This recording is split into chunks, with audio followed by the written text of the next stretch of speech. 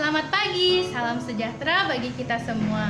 Puji dan syukur kita panjatkan kehadirat Tuhan Yang Maha Esa karena telah memberikan kesempatan pada kita untuk hadir secara online pada kegiatan hari ini, yaitu Teks Goes to School 2020 yang diadakan oleh Tech Center Fakultas Ekonomi Universitas Singapura Bangsa Karawang. Sekolah pertama pada kegiatan hari ini adalah SMK Negeri 2 Karawang. Pada kesempatan ini, saya selaku Ketua Pelaksana ingin melaporkan beberapa hal. Yang pertama, jumlah peserta yang mengikuti Teks Goes to School sebanyak 84 orang per tanggal 8 Mei 2020 yang terdiri dari 41 siswa-siswi kelas 10, 10 siswa-siswi kelas 11, dan 33 siswa-siswi kelas 12. Kegiatan Teks Goes to School ini dilaksanakan pada tanggal 9 Mei 2020 dengan tema Sadar Pajak Sejak Dini.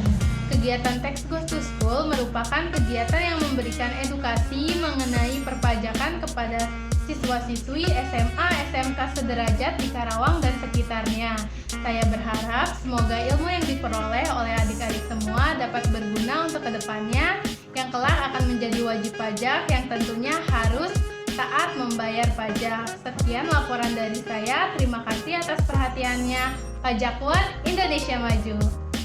Assalamualaikum warahmatullahi wabarakatuh. Halo semuanya, saya Ujang Saini, Koordinator Mahasiswa Tech Center Fakultas Ekonomi Universitas Singapura Bangsa Karawang. Alhamdulillah acara Teks Goes to School kita hari ini yang berkolaborasi dengan SMK Negeri 2 Karawang bisa terselenggara. Wah, luar biasa sekali antusias dari adik-adik semuanya untuk menyambut kita semuanya di acara Teks Goes to School kita. Dan acara kita mengangkat tema sadar pajak sejak dini.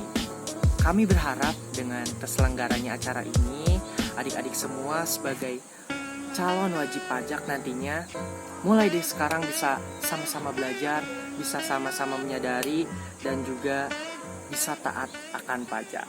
Oke, terima kasih. Assalamualaikum warahmatullahi wabarakatuh. Semoga adik-adik dan kita semua dalam keadaan sehat walafiat, dalam keadaan baik-baik saja di masa pandemi COVID-19 ini. Semoga kita semua diberi ketabahan, kekuatan, dan kesabaran untuk menghadapi musibah ini.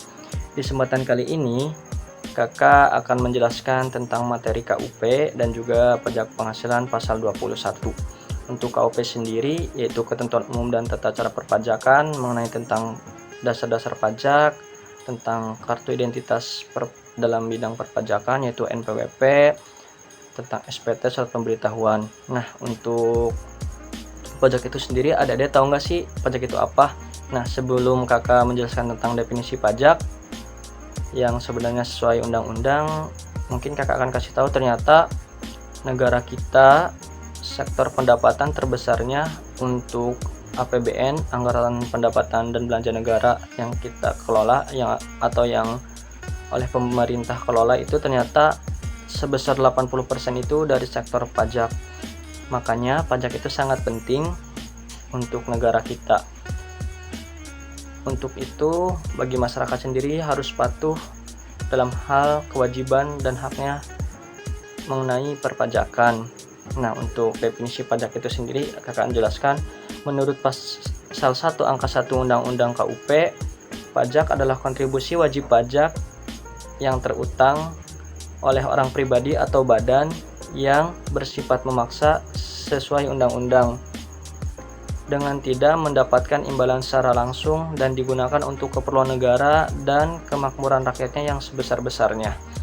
Jadi, pajak ini adalah kontribusi wajib pajak terutang oleh orang pribadi atau badan yang melakukan kegiatan usahanya di negara kita di Indonesia, mendapatkan penghasilan atau melakukan transaksi pembelian jasa dan dagang dan sebagainya dengan tidak mendapatkan imbalan secara langsung dan juga sifatnya memaksa sesuai undang-undang.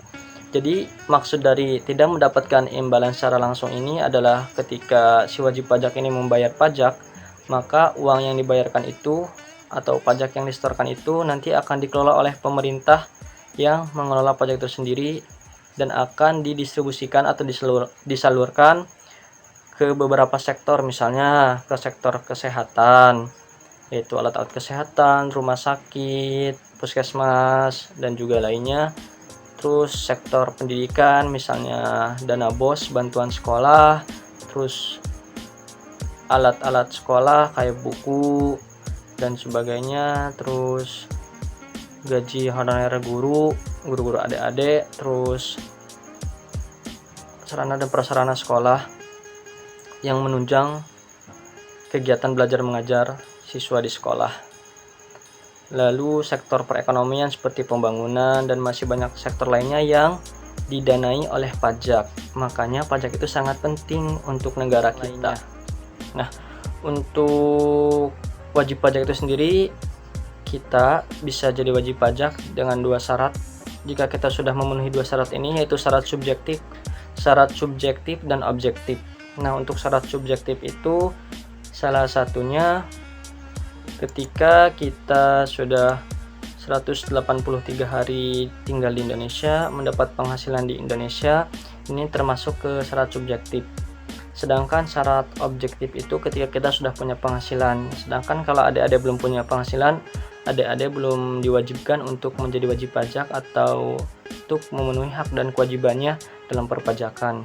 Nah, untuk menjadi wajib pajak ini langkah-langkahnya sesuai dengan sistem pemungutan pajak yang sesuai dengan sistem pemungutan pajak yang kita pakai di negara kita, yaitu self assessment system, di mana kita mendaftarkan diri, menghitung, memperhitungkan, membayar dan menyetorkan pajak itu oleh kita sendiri. Maka hal yang pertama kita lakukan adalah mendaftarkan diri ke kantor pajak. Nah, untuk mendaftarkan diri ini kita hanya untuk orang pribadi hanya membawa fotokopi KTP kalau WNI, kalau untuk warga negara asing fotokopi paspor, kitab, dan yang lainnya. Nah, kalau untuk wajib pajak orang pribadi yang menjalankan usaha, selain membawa fotokopi KTP juga membawa surat keterangan menjalankan usaha atau pekerjaan bebas. Sedangkan untuk wajib pajak badan itu bawa fotokopi akta pendirian badan itu sendiri, fotokopi kartu NPWP salah satu pengurusnya, lalu dokumen izin usaha. Sedangkan untuk bendaharawan negara itu membawa fotokopi surat penunjukan sebagai bendahara, lalu fotokopi KTP. Itu syarat-syaratnya untuk mendaftarkan diri. Maka nanti ketika kita mendaftarkan diri, kita akan mendapatkan NPWP. Nah, apa NPWP itu apa sih, Kak? NPWP itu nomor pokok wajib pajak, di mana ini adalah sebagai alat identitas atau alat pengenal wajib pajak dalam administratif perpajakan. Nah, untuk mendapatkan NPWP ini tadi syaratnya kita harus sudah memenuhi persyaratan subjektif dan objektif. Nah, untuk jangka waktu kita kapan sih harus daftar atau membuat NPWP? Nah, paling lambat 1 bulan setelah satu usaha mulai dijalankan ini untuk wajib pajak yang mempunyai usaha. 2 paling lambat pada akhir bulan berikut setelah memperoleh penghasilan disetahunkan yang meliputi PTKP. Nanti ini untuk wajib pajak yang bekerja kepada orang lain sebagai karyawan atau pegawai. Lalu selain NPWP juga ada PKP tadi yang Kakak jelaskan di awal. Jika kita punya usaha dagang atau jasa, kita bisa mendaftarkan diri sebagai PKP, nanti dikukuhkan. PKP ini pengusaha kena pajak, di mana kita bisa memungut dan menyetorkan pajak. Itu pajak PPN pertambahan nilai. Nah, untuk PKP ini untuk mendaftarkan NPWP-nya atau mendaftarkan agar mendapat NPWP sebelum penyerahan barang kena pajak atau jasa kena pajak. Nah, terus paling lambat akhir bulan berikut setelah nilai peredaran usaha bruto melebihi batasan pengusaha kecil dalam kurun waktu 1 tahun. Lalu fungsi NPWP itu apa sih? Nah, fungsi NPWP itu tadi yang Kakak jelaskan sedikit. 1. Sebagai tanda pengenal diri atau identitas wajib pajak dalam administrasi perpajakan. Yang kedua itu sebagai sarana melaksanakan hak dan kewajiban perpajakan. Yang ketiga, sarana untuk mendapatkan pelayanan dari instansi tertentu. Nah, banyak nih dari perbankan, dari sektor manapun, atau Misalnya adik-adik nanti mau melamar kerja, salah satu persyaratan suatu perusahaan itu biasanya harus mempunyai NPWP. Nah, NPWP ini sekali seumur hidup, nomornya tidak akan ganti. Dalam bentuk nomornya itu ada 15 nomor, dimana 9 nomor pertama ini adalah kode wajib pajak itu sendiri, 3 nomor kedua itu adalah kode KPP, dan 3 kode terakhir itu adalah kode cabang. Nah, untuk NPWP ini bisa dinonaktifkan ketika satu, si wajib pajak ini meninggal, kedua, mengajukan non efektif NPWP. Misal kitanya atau wajib pajaknya ini sudah tidak punya penghasilan untuk sementara waktu karena ada pemutusan kerja atau tidak ada penghasilan lagi di usahanya, maka bisa status NE atau non efektif.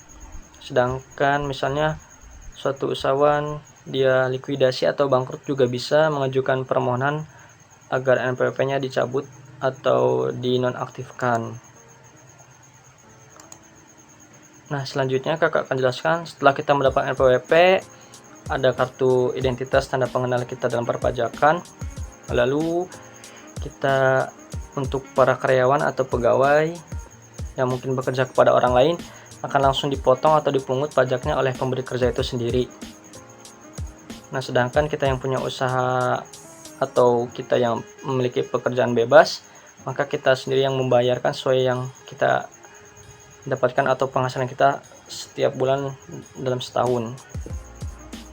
Nah, setelah kita tadi mendaftarkan diri, menghitung dan memperhitungkan pajak kita seberapa terutangnya, lalu kita membayar atau dipungut atau dipotong oleh pihak lain sebagai pemberi kerja. Lalu yang terakhir adalah kewajiban kita sebagai wajib pajak adalah melaporkan, yaitu lewat surat pemberitahuan atau SPT. SPT ini adalah surat yang digunakan wajib pajak untuk melaporkan penghitungan dan pembayaran pajak, objek pajak dan atau bukan objek pajak, dan harta dan kewajiban. Jadi ketika untuk kita yang sebagai bekerja pada orang lain mendapatkan penghasilannya ketika dipungut oleh pemberi kerja, kita bisa melaporkan sebagai kewajiban wajib pajak di setiap tahunnya harus melaporkan pajaknya itu kalau kita sudah bayar atau sesuai dengan yang terhutang. Nah, SPT ini ada SPT masa, SPT tahunan. SPT masa itu SPT setiap bulan, sedangkan SPT tahun itu SPT laporan untuk 1 tahun. Nah, untuk wajib pajak orang pribadi itu batas pelaporannya itu bulan ketiga tahun berikutnya atau 31 Maret tahun berikutnya, sedangkan untuk badan itu bulan keempat atau 30 April untuk tahun berikutnya. Nah, fungsi SPT itu secara umum untuk sarana pelaporan dan pertanggungjawaban penghitungan PPh terutang. Bagi wajib pajak, dan jika wajib pajak melakukan keterlambatan dalam melaporkan SPT, maka akan mendapatkan sanksi. Sanksinya yaitu untuk SPT wajib pajak orang pribadi mendapatkan denda sebesar Rp100.000, untuk SPT wajib pajak badan sebesar Rp1.000.000. Untuk materi KUP, kakak kira cukup, dan selanjutnya kakak akan melanjutkan menjelaskan materi tentang pajak penghasilan pasal 21. Pajak penghasilan pasal 21 atau PPh pasal 21 merupakan cara pelunasan pajak penghasilan dalam tahun berjalan melalui pemotongan pajak atas penghasilan yang diterima atau diperoleh wajib pajak orang pribadi dalam negeri sehubungan dengan pekerjaan, jasa, dan kegiatan orang pribadi. Nah, jadi untuk adik-adik nanti yang lulus sekolah langsung bekerja dan mendapatkan penghasilan, agar tidak lupa untuk membayar pajak PPh pasal 21. Selanjutnya adalah pemotong PPh pasal 21. Jadi siapa sih yang boleh motong atau memungut pajak ini? Yang pertama adalah pemberi kerja yang terdiri dari satu orang pribadi dan badan. Jika nanti adik-adik bekerja ke perusahaan, lalu perusahaan ini berhak memotong gaji adik-adik untuk disetorkan sebagai pajak penghasilan pasal 21 ke kas negara. Yang kalau orang pribadi dan badan bisa juga kantor cabang atau perwakilan dan atau unit. Terus yang kedua adalah bendahara atau pemegang kas pemerintah. Yang ketiga ini adalah untuk adik-adik yang menjadi TNI, Polri atau pegawai negeri sipil, maka bendahara atau pemegang kas pemerintah ini berhak memotong PPh pasal 21 adik-adik. Terus selanjutnya dana pensiun. Selanjutnya adalah orang pribadi yang melakukan kegiatan usaha atau pekerjaan bebas serta badan yang membayar. Ini untuk orang yang mempekerjakan orang lain, bukan pegawai tetap tetapi sebagai pekerjaan bebas atau pegawai upah harian seperti honorarium, komisi, fee dan sebagainya. Terus selanjutnya penyelenggara kegiatan, misal kegiatan seminar atau workshop di mana pembicara ini nanti akan mendapatkan fee, maka si penyelenggara kegiatan ini berhak memotong PPh pasal 21 pemateri tersebut. Terus subjek dan bukan PPh pasal 21. Untuk subjek PPh pasal 21 ini adalah pegawai yang tadi saya jelaskan atau karyawan. Terus penerima uang pensiun, yang selanjutnya bukan pegawai tetapi menerima imbalan dari pemberian jasa kayak tadi pekerja lepas atau buruh harian lepas, lalu anggota dewan komisaris, mantan pegawai, lalu peserta kegiatan yang menerima imbalan dari kegiatan yang dia ikuti. Lalu bukan subjek PPh 21 yaitu pejabat perwakilan, diplomatik, dan konsulat yang tidak mendapatkan penghasilan selain dari pekerjaannya itu. Lalu pejabat perwakilan organisasi internasional yang telah ditetapkan oleh Menteri Keuangan. Sedangkan objek dan bukan objek PPh pasal 21. Untuk objek PPh pasal 21 ini penghasilan yang diterima atau diperoleh pegawai tetap seperti karyawan atau pegawai tetap lainnya, baik berupa penghasilan yang bersifat teratur maupun tidak teratur. Terus yang kedua adalah penghasilan yang diterima atau diperoleh penerima pensiun secara teratur berupa uang pensiun atau penghasilan sejenisnya. Lalu yang ketiga penghasilan berupa uang pesangon, uang manfaat pensiun, tunjangan hari tua atau jaminan hari tua yang dibayarkan sekaligus.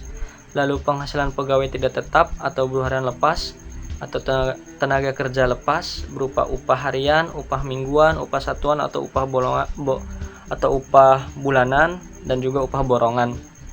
Lalu imbalan kepada bukan pegawai, antara lain berupa honorarium, komisi, fee dan sebagainya. Lalu imbalan kepada peserta kegiatan antara lain berupa uang saku, uang representasi, uang rapat, honorarium dan yang lainnya. Lalu penghasilan berupa honorarium atau imbalan yang bersifat tidak teratur yang diterima atau diperoleh anggota dewan komisaris. Lalu penghasilan berupa jasa produksi, tantium gratifikasi, bonus atau imbalan lainnya. Lalu penghasilan berupa penarikan dana pensiun oleh peserta program pensiun.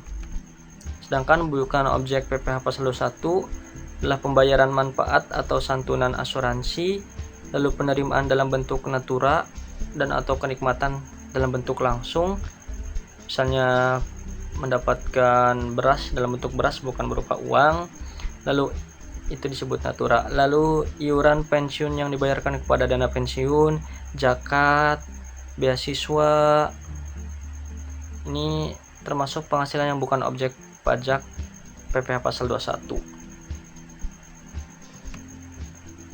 Lalu tarif pemotongan PPh pasal 21 ini termasuk tarif progresif, di mana ada beberapa jenis tarif dalam perpajakan, ada progresif, degresif, proporsional, tetap.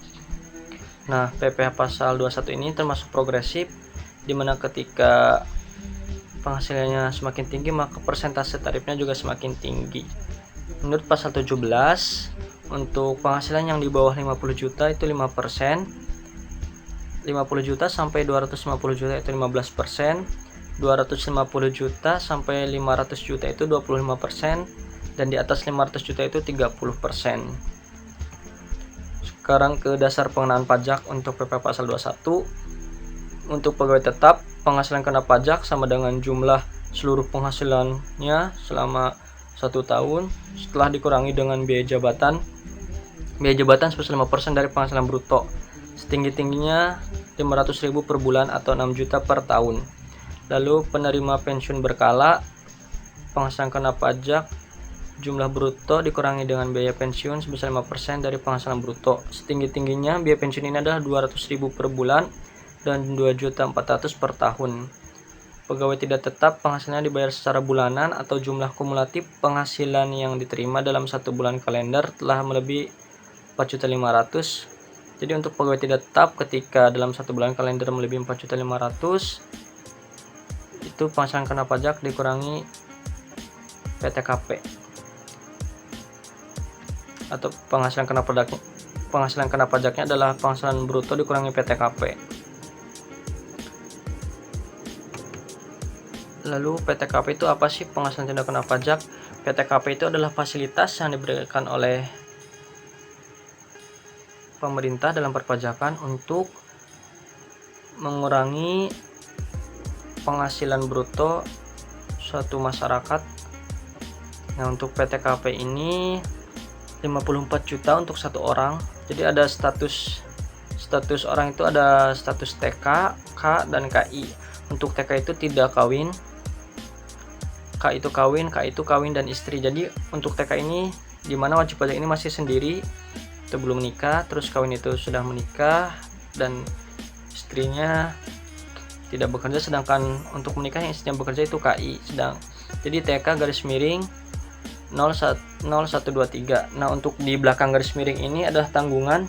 Maksimal tanggungan itu 3 orang. Misalnya TK 0 itu berarti tidak kawin, tidak punya tanggungan. TK 1 tidak kawin, punya tanggungan 1 sampai TK 3. Sedangkan K ini yang kawin juga sama, K 0 kawin tapi tidak punya tanggungan. Kawin garis miring 1 atau K 1 itu kawin mempunyai 1 tanggungan sampai K 3, tanggungannya maksimal 3. Untuk KI ini kawin dan istri, jadi gaji istri dan gaji suami digabung karena si istrinya memiliki penghasilan. Nah, untuk PTKP tidak kawin ini atau untuk satu orang ini 54 juta. Tambahan untuk wajib kawin yang tadi K itu 4.500.000. Jadi untuk TK ini 54 juta, sedangkan untuk K0 ini 58.500.000. Nah, tambahan untuk seorang istri yang penghasilannya digabung dengan penghasilan suami 54 juta juga. Jadi untuk KI ini KI 0 atau kawin istri tetapi tidak punya tanggungan sebesar 108 juta si suami tambah istri, lalu ditambah wajib kawinnya yang 4.500.000 menjadi 112.500. Nah, nanti untuk yang 0123 ini tanggungan, untuk setiap tanggungannya itu per orang 4.500.000. Jadi misalkan TK 1 berarti 54 juta tambah 4.500. Untuk K1 58.500.000 tambah 4.500.000. Untuk KI 1 112.500.000 tambah 4.500.000 sampai 3 tanggungan maksimalnya. Mungkin itu saja yang bisa kakak jelaskan. Kurang lebihnya mohon maaf apabila ada kata-kata yang kurang berkenan atau sulit dimengerti. Terima kasih atas perhatiannya. Kakak akhiri billahi taufiq wal hidayah. Wassalamualaikum warahmatullahi wabarakatuh.